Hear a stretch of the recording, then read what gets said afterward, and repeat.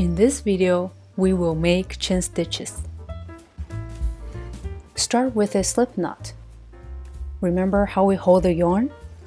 While holding the hook and keeping the slip knot in place, put the working yarn back in your hand.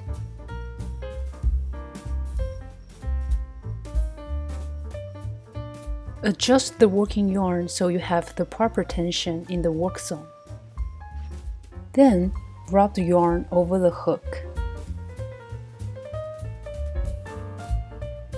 and pull the yarn through the loop on the hook.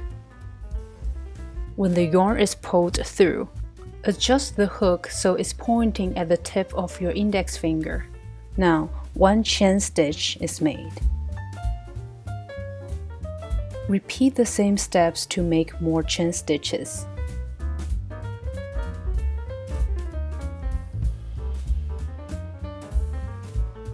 While you are doing so, you might notice the hook gradually moves away from where your thumb and middle finger are holding your project. This might make it harder to keep your piece stable. To help stabilize your project, you can move your thumb and middle finger closer to the hook so that you maintain a constant distance from the hook.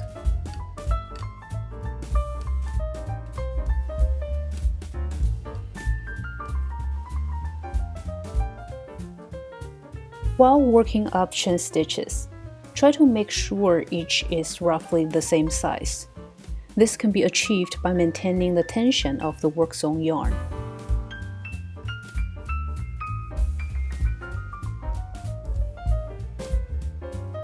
The chain formed by chain stitches is called a foundation chain. When counting the number of chain stitches, look for the V shape.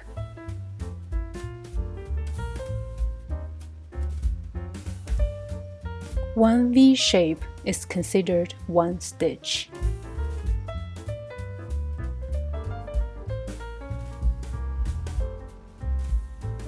Here, this chain has 1, 2, 3, 4, 5, 6, 7 chain stitches. Be mindful that here this loop on the hook, this one does not count as a stitch. Also, in the beginning of the chain, here is a small V shape. This small V shape does not count as a stitch either. This small V shape is formed when making a slip knot. If you turn the foundation chain over to the other side, you can see on the back of each chain stitch, there is a loop. Each of these loops is called the back bump.